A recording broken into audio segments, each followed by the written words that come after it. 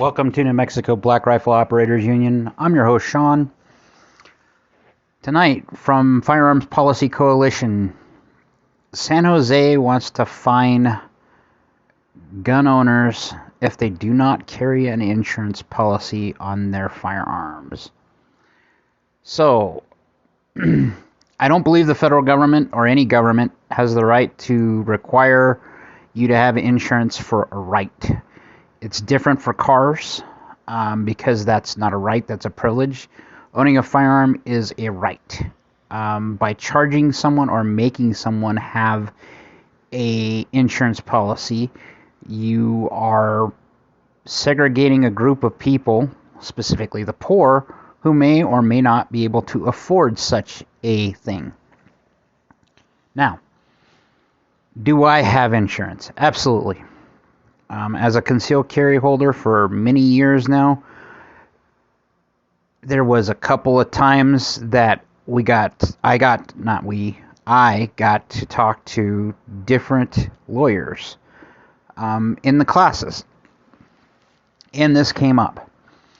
And what it really came up down to is you own every bullet you fire. Even if you save 100,000 lives, if one of those bullets goes through someone and kills little Susie down the street, you're still liable for it.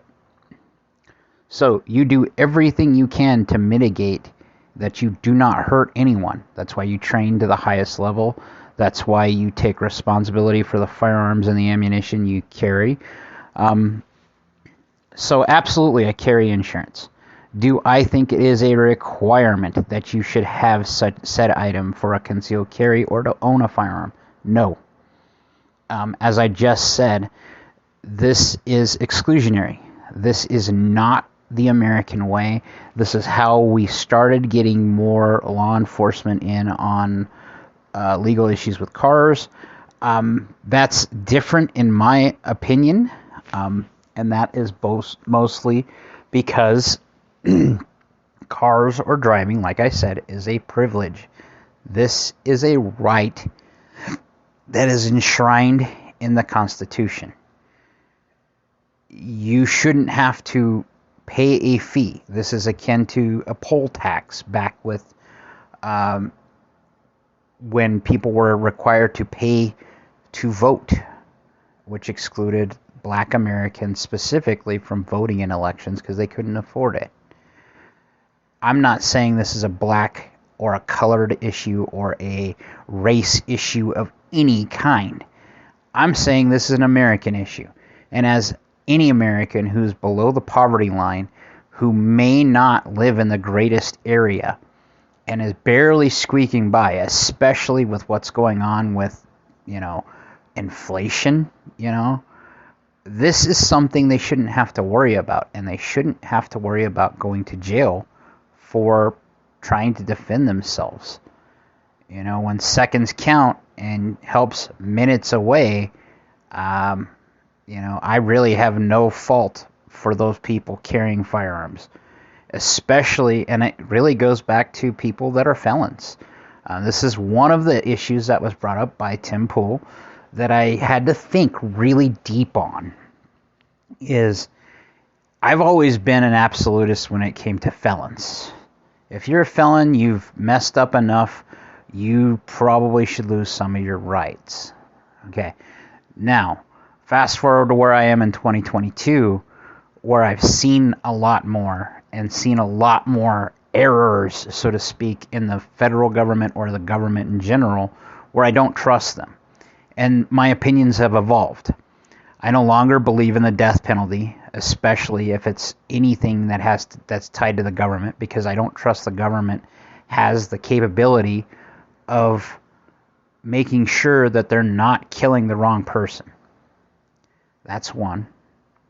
Two, any infringement that goes against the Second Amendment, I've become a complete absolutist, and I've always been opposed to it, but I used to be more, maybe we shouldn't give guns to felons. I wholeheartedly agree still to this day, if they're violent, have continued to be a repeat offender, Absolutely, because they're not reformed.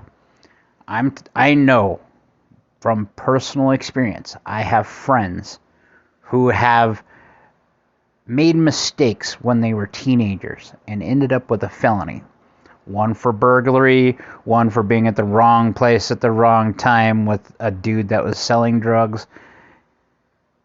And they ended up getting a felony. They ended up pleading to a felony just so they didn't end up with extended jail time and paid restitution. That means they're a convicted person and a prohibited person. They have never, any one of these three people, have not offended since that one incident when they were kids. Two of them have went on, one to join the Marine Corps, one to join the Army, so they have served their country. One of them is now, I believe, some sort of trainer, like not a tech trainer, but like a trainer that actually trains people in a gym, a physical trainer. That's what I was looking for, the word physical trainer. So I don't believe this is a great idea, but again, it comes from, California. What do you expect? I suspect that this is going to be a push nationwide. It already has been. And if you've taken a concealed carry course in the last 3 to 5 years, there's usually a portion of that class that they're pushing on this. And if you listen to them a little bit, it is inexpensive. It is worth it, but it isn't at an expense that I can't say wholeheartedly or justify, because the odds of you hurting someone else in a firearm exchange of fire, let's put it that way, in a gunfight, are slim. They're not impossible, but I say slim because most people tend to get away from gunfights.